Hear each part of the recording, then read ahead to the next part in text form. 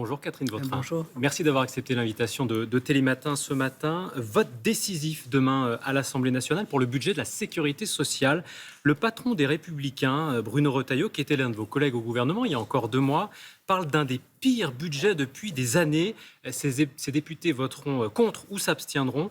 Avec des amis comme ça, est-ce qu'on a encore besoin d'ennemis, Catherine Vautrin ? Vous savez, je crois que ce qui est important, c'est que demain, c'est un moment fondateur. Fondateur parce qu'il y a eu 120 heures de débat sur ce texte du projet de loi de finances de la sécurité sociale. Et donc, c'est un texte de compromis. C'est le texte des députés. C'est celui qu'ils ont voté avec les amendements qui sont les leurs. Le gouvernement se met à plat ventre devant le Parti socialiste, dit Bruno Retailleau. Le gouvernement écoute les parlementaires qui ont été élus. C'est une assemblée qui a été élue. À plat ventre, le mot est fort, Madame À partir Vautrin. de là, vous savez, la responsabilité, c'est de se dire... Que faut-il faire ? Ne pas voter ? Laisser un déficit abyssal se produire ? S'il n'y a pas de vote de ce budget, que se passe-t-il ?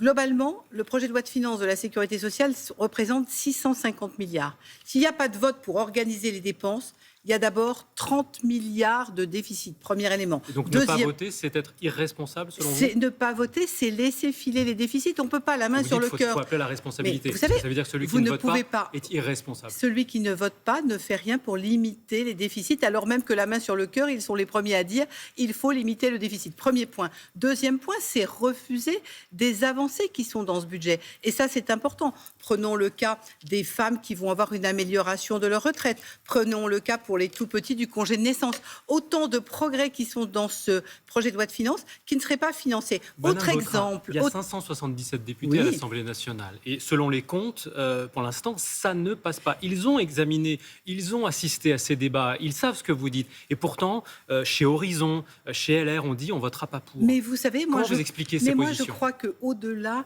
des positions des partis politiques, ce week-end, c'est eux qui voteront, Madame la Ministre. Ce week-end, chaque député est allé dans sa circonscription. Qu'est-ce qu'il a fait ? Il a discuté avec les habitants de sa circonscription. Les Français, leur sujet, c'est pas de savoir ce que fait LR ou ce que fait Horizon. Ce qui les intéresse, c'est concrètement qu'est-ce qu'on va mettre dans ce budget. Ce sont les 80 ans de la sécurité sociale. S'il y a tous les sondages le montrent, s'il y a quelque chose auquel les Français sont attachés, c'est notre modèle de sécurité sociale. Ne pas voter le budget, c'est mettre en péril la sécurité sociale. Et vos alliés, ils ont quoi ? Ils ont des arrière-pensées politiques ? Ils sont tous sur 27 et le sujet aujourd'hui, c'est pas 27, c'est comment nous avons un exercice 26 utile avec d'une part des avancées, d'autre part un hôpital qui peut fonctionner. Les mêmes qui nous disent il faut sortir les docteurs juniors pour avoir des médecins partout sur le territoire, ne voteraient pas le budget qui les finance ? C'est ça, être concret et logique ? C'est le moment le plus inquiétant et le plus dangereux, dit Sébastien Lecornu en privé. Est-ce que vous êtes inquiète ? Mais Sébastien Lecornu a raison.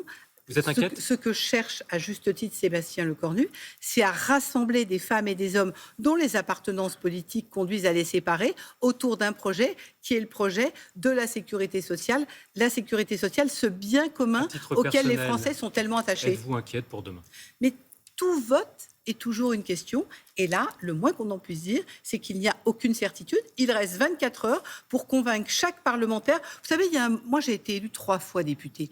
Il y a un moment, vous pouvez être conduit à voter des choses avec lesquelles vous n'êtes pas totalement d'accord.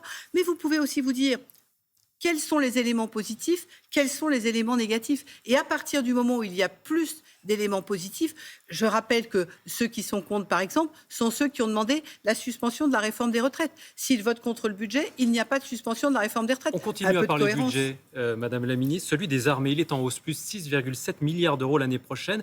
Mercredi, un débat aura lieu à l'Assemblée nationale à l'initiative du Premier ministre. La semaine dernière, à vos côtés, il a parlé de décalage important, pas complètement rattrapé à cause des difficultés à faire adopter le budget. Est-ce que vous pouvez nous donner un peu plus de détails ? Bien sûr. Alors, le sujet, déjà, c'est que, comme vous le savez, le projet de loi de finances n'a pas été adopté par l'Assemblée nationale et donc, nous n'avons pas eu l'occasion de présenter nos budgets. En d'autres termes, je n'ai pas eu, à part en commission, évidemment, de la Défense, je n'ai pas eu de discussion avec les parlementaires pour présenter pourquoi nous allons augmenter le budget de la Défense. Pas de budget, ça aurait quelles conséquences pour les armées ? Pas de commande. Vous savez, c'est très simple. Le budget de la Défense pour l'exercice 25, c'était 50 milliards 500 millions d'euros. Pour l'année 26, c'est 57 milliards 100 millions d'euros. La différence entre les deux, ce sont des acquisitions de matériel, notamment de munitions, pour que nos armées puissent s'entraîner. Ce sont des achats de Rafale, par exemple, d'A400M. Il y a déjà des retards à l'heure où on se parle? Au moment où nous nous parlons, nous ne pouvons pas encore lancer les commandes, tout simplement parce que le budget n'est pas voté. Ce qui est très important, vous connaissez la situation internationale, tous les pays autour de nous se réarment. La question qui se pose, c'est la capacité de la France à avoir une armée qui soit une armée entraînée, une armée équipée. C'est le sens de ce budget et c'est le sens de ces augmentations. Et c'est l'engagement qui a été pris auprès de nos armées par le président de la République au mois de juillet dernier. Pour être craint, il faut se préparer avec Exactement. à nos confrères de Sud-Ouest. Il faut aussi employer les mots justes, Madame la Ministre. Est-ce que vous diriez vous-même que la nation doit être prête à accepter de perdre ses enfants? Moi, ce que j'explique, c'est que la nation doit être équipée de façon à se défendre. Est-ce que c'est des mots que vous pourriez utiliser? En d'autres termes, notre sujet n'est pas un sujet Je comprends que non à votre non-réponse. d'aller attaquer. La question, elle est d'organiser le pays pour que le pays soit en capacité de se défendre. Je voudrais ajouter un autre élément. Quand on parle défense, on parle industrie. La base, en fait, technologique et industrielle de défense française représente 220 000 emplois. C'est extrêmement important. Ce sont des emplois partout sur le territoire. Pas de budget, pas de commande. Ça veut dire que ces entreprises seraient en difficulté. Et donc, quelque part, la croissance et l'emploi seraient menacés. Une dernière question, Madame la Ministre. Vous avez été la porte-parole de Nicolas Sarkozy à la primaire de 2016. Est-ce que vous lirez son livre, Le journal d'un prisonnier, apparaître mercredi? Vous savez, pour l'instant, moi, je lis beaucoup de choses qui concernent la défense. Je suis en plein dans les sujets... Est-ce que vous allez lire son livre?